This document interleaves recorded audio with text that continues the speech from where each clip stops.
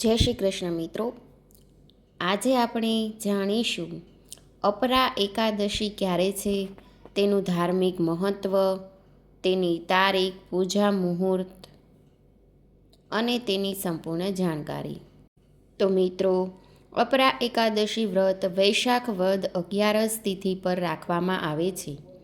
આ વ્રત કરવાથી જીવનમાં સુખ, સમૃદ્ધિ, શાંતિ અને સકારાત્મક ઉર્જાનો સંચાર થાય છે. હિન્દુ ધર્મમાં એકાદશી વ્રત મહત્ત્વ માનવામાં આવે છે. દરેક માસમાં 2 એકાદશી આવે છે અને દરેકનું આગવું મહત્ત્વ હોય છે. વૈશાખ વદ પક્ષની એકાદશી તિથિને અપરા એકાદશી કહેવામાં આવે છે. આ વ્રત ભગવાન વિષ્ણુને સમર્પિત છે. અપરા એકાદશી વ્રત કરવાથી પાપનો નાશ થાય છે. ધાર્મિક માન્યતા મુજબ એકાદશી વ્રત અને પૂજા કરવાથી વ્યક્તિને જીવનના દુઃખમાંથી મુક્તિ મળે છે અને પુણ્ય ફળ મળે છે. આ વર્ષે 2 દિવસ માટે એકાદશી તિથિ હોવાના કારણે અપરા એકાદશી વ્રત ક્યારે રાખવું તેના વિશે મૂંઝવણ છે. અપરા એકાદશી વ્રત વૈશાખ વદ પક્ષની એકાદશી તિથિ પર રાખવામાં આવે છે. આ તારીખ 12 મેના રોજ બપોરે 2:52 વાગ્યે શરૂ થશે, જે 13 મેના રોજ બપોરે 1:29 વાગ્યે સમાપ્ત થશે. આવી સ્થિતિમાં ઉદયતિથિ મુજબ 13 મેના રોજ અપરા એકાદશી ઉજવવામાં આવશે. અપરા એકાદશીના શુભ મુહૂર્તો: બ્રહ્મ મુહૂર્ત સવારે 4:08 થી સાંજે 8:50 વાગ્યે, વિજય મુહૂર્ત બપોરે 2:33 થી 3:27, સાંજનું મુહૂર્ત 7:02 થી 7:23 અને રાત્રિનું મુહૂર્ત 11:56 થી 12:38 વાગ્યા સુધીનું રહેશે.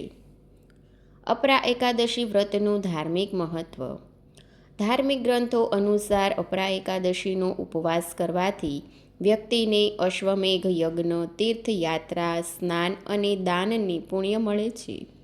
આ વ્રત ખાસ કરીને તે લોકો માટે ફાયદાકારક માનવામાં આવે છે જેમણે જીવનમાં કોઈ પણ પ્રકારનું પાપ અથવા ખોટું કામ કર્યું છે અને તેઓ તેમાંથી છુટકારો મેળવવા માંગે છે. એવું માનવામાં આવે છે કે આ દિવસે ભગવાન વિષ્ણુની પૂજા કરવાથી, વ્રત કથા સાંભળવાથી અને દાન કરવાથી વ્યક્તિના તમામ પાપોનો નાશ થાય છે અને તેને મોક્ષ મળે છે. અપરા એકાદશીનું ધાર્મિક મહત્ત્વ બીજા અર્થમાં જોઈએ તો અપરા શબ્દનો અર્થ અપાર અથવા અસીમ થાય છે.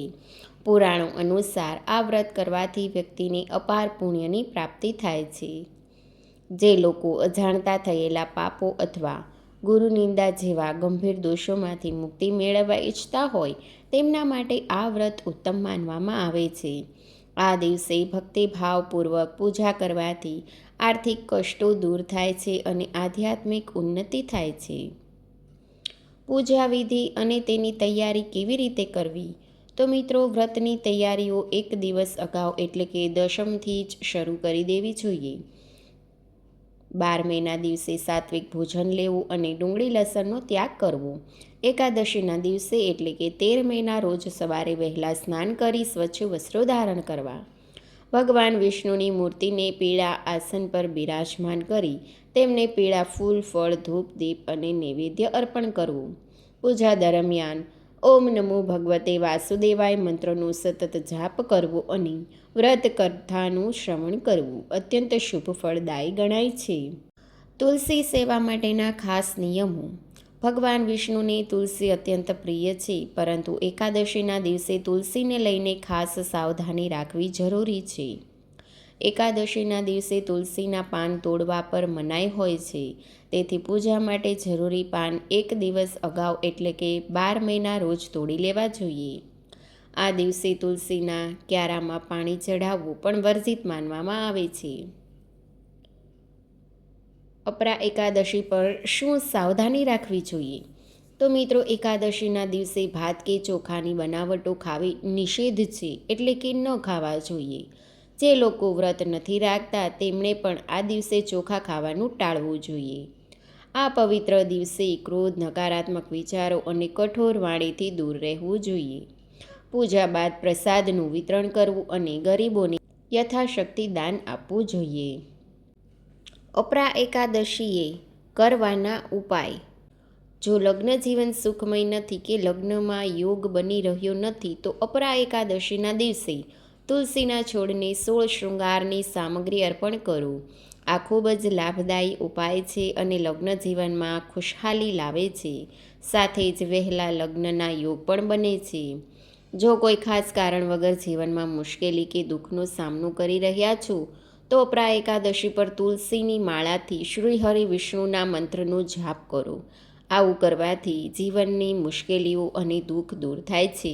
જો નોકરી કે વ્યવસાયમાં ઘણી મહેનત પછી પણ અવરોધો આવી રહ્યા છે તો અપરા એકાદશી પર તુલસી પાસે 11, 21 અથવા 51 દીવા પ્રગટાવો અને તુલસી ચાલીસાનું પાઠ કરો.